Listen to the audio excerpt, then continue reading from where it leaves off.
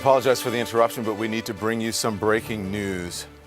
The 41st President of the United States, George H.W. Bush, has died. I'm going to bring in now CNN's Jamie Gangel. Jamie has a close relationship with the family, has kept in touch with the former president, both former presidents and their family. Jamie, what can you tell us? So, some very sad news. We've just received a statement from his son, former President George W. Bush, announcing the death of his father, President George H.W. Bush, who we called Bush 41, and I will read the statement. It says, Jeb, Neil, Marvin, Doro, and I are saddened to announce that after 94 remarkable years, our dear dad has died. George H.W. Bush was a man of the highest character and the best dad a son or daughter could ask for. The entire Bush family is deeply grateful for 41's life and love, for the compassion of those who have cared and prayed for Dad, and for the condolences of our friends and fellow citizens.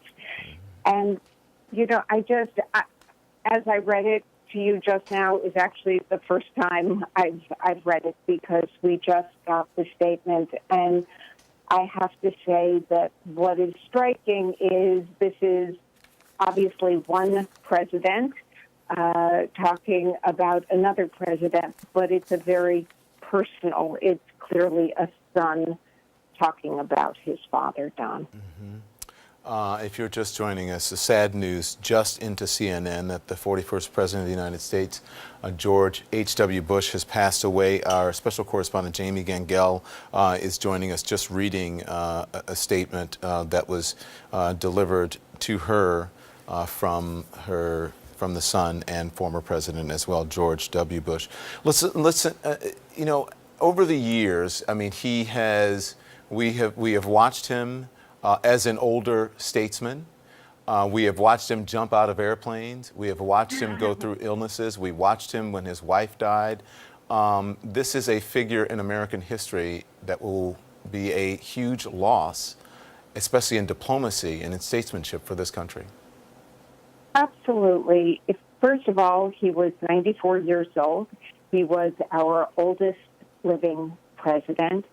I have to say that his passing does not come as a complete surprise. As I think most people know, he has suffered from Parkinson's for the last couple of years. He was confined to a wheelchair, and we've reported over the years a number of times that he's been in and out of the hospital. But I think in the last couple of years, one of the most remarkable things about him was that even though he was in a wheelchair and even though he had all of these health challenges, as you point out, he was still jumping out of perfectly good airplanes. He never wanted to miss a moment. And I think that sentiment says as much about him on a personal level as anything else. He really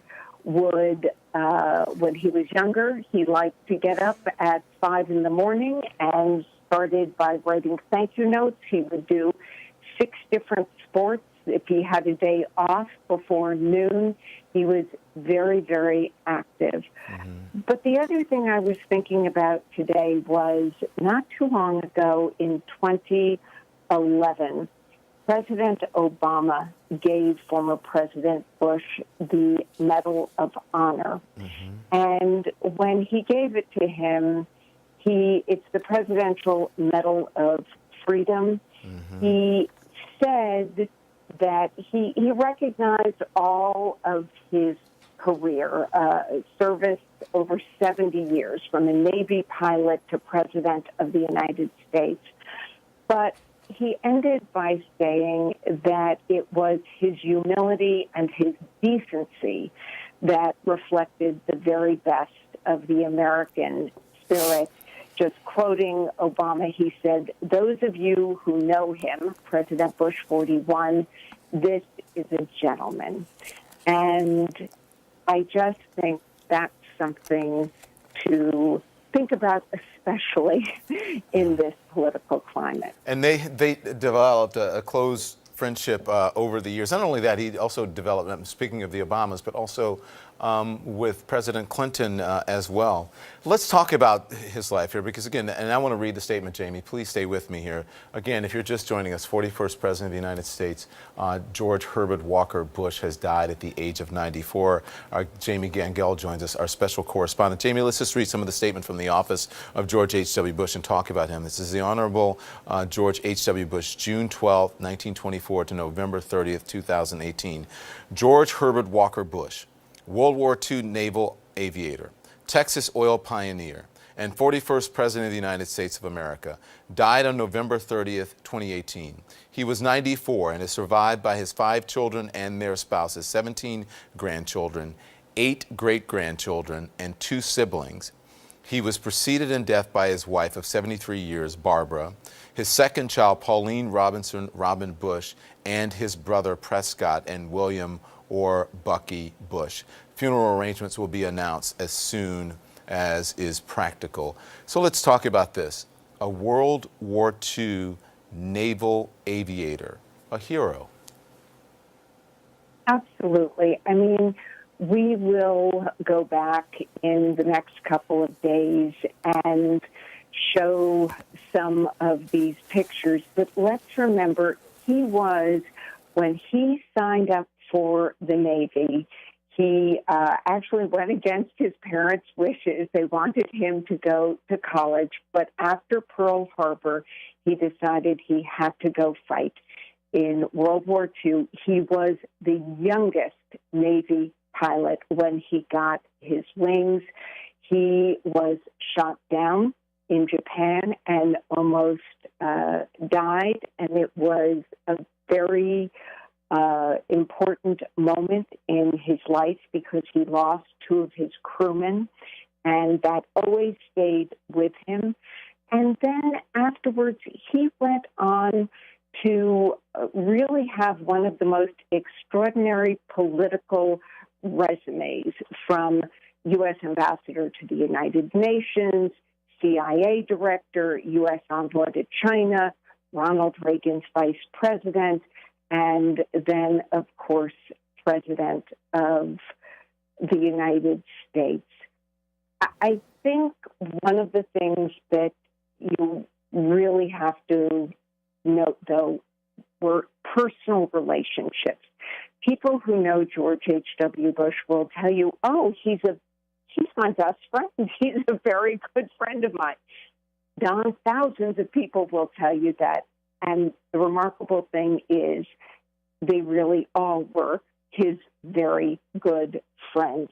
He was amazing at reaching out to people, and we saw that both in politics, and we saw that in the first Desert Storm, where he put together this extraordinary coalition of countries. He was the ultimate diplomat as well. As you look at the pictures now, I mean, he was really the patriarch of a political dynasty and, did very well in politics. I mean, reached the highest peak. He was the president of the United States. But we must remember, as has been pointed out in the statement that was released, he was a Texas oil pioneer. He was a very successful businessman that he really gave that up to serve his country in another way outside of the military. Absolutely. There is an expression, you see it at his presidential library and in his office. His personal mottos, he had 2 of them. One was faith, family, and friends. And the second was, to your point, any definition of a successful life must include service to others. So while a lot of people think of him as being raised in Greenwich and a New England, born and bred from a well-to-do family, he did go out to Texas and make his fortune. And it was pretty humble when he started out. But once he made money, he turned back to what he thought was most important, which was public service.